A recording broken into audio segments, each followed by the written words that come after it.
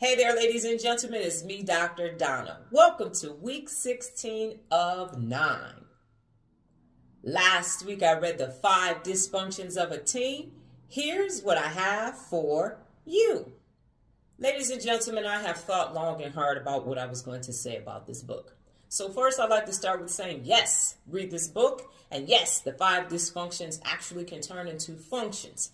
And now I'm going to say what is on my mind. I thought about this book for all week, actually, while I was reading it. And here's what I know to be certain.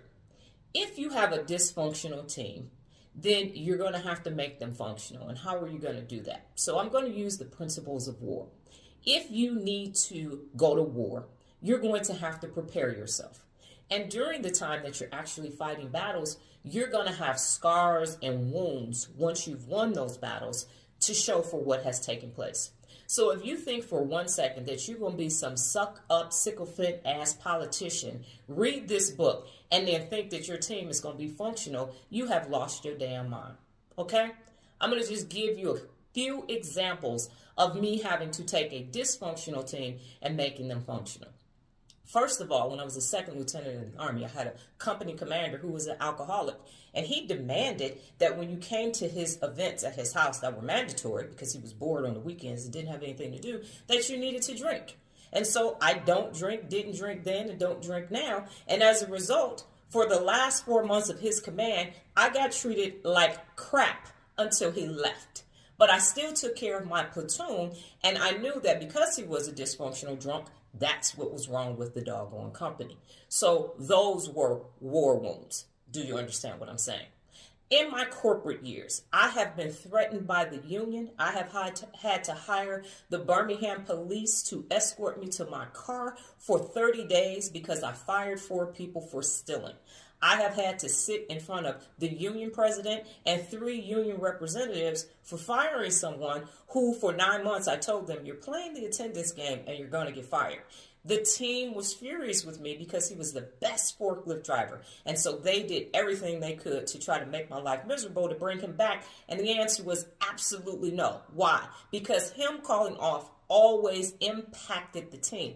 And him calling off also said he didn't care about the team. So if he didn't care about the team, why would I keep him on the team? I have had to go to arbitrations where people have been fired. I have had to defend myself. One time, a region vice president asked me to sign off on someone's training because they needed them to be certified and they were unsafe. And I said, absolutely not. Fire me. So what I am saying is, if you are not willing to stand up to dysfunction and have sleepless nights and have to be escorted by police and have your life threatened more than once, then don't read this book. If you plan on just taking care of yourself and getting your bonuses and making sure you climb the corporate ladder, if you are in nonprofits and you just want to make sure you're getting that government contract at all costs, then don't read this book. Because a lot of people have read this book in the past, and you know what they're doing? They're checking the damn box. Yeah, I read it, and I can quote the 5 dysfunctions verbatim. Don't nobody give a crap about that. If you're not going to employ everything, apply and implement everything in this book, don't read this book. I am a walking example of what you have to do when there is dysfunction in the atmosphere and on the team. I have been told that you're going to reduce part-time hours from 32 hours to 28 hours to save costs, only to see the president of PepsiCo take the entire team to Davos in that same week. Absolutely not. So if you are not going to be authentic, if you are not going to take the hard right over the easy wrong, if you are not going to not compromise your integrity, then do not read this book. It's just going to sit on your shelf with the rest of those books that you haven't read and you haven't applied. And as you can tell, I'm just fit to be tied. Everybody is going to work, going to participate in things where there's a dysfunctional team leader who refuses to become functional because of a big ego and because of low self-esteem. So, the moral of the story is this. If you are not ready to go to battle, if you are not willing to sacrifice sleepless nights and everything else to make your team actually functional, then don't read the book and just keep being dysfunctional. And don't watch me anymore either, because I don't deal with dysfunction. Got it? Good. Last week's new beginning, I read the Constitution.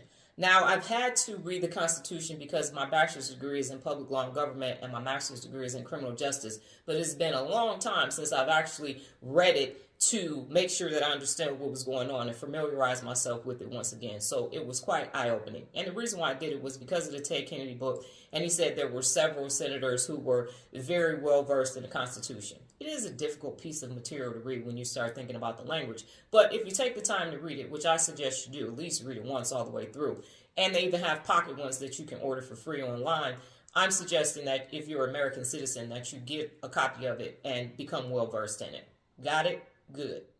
This week's book, Don't Compete, Tilt the Field. Well, that's my time, ladies and gentlemen. But before I get out of here, just remember the power of 9. New beginnings expand your mind. Adios.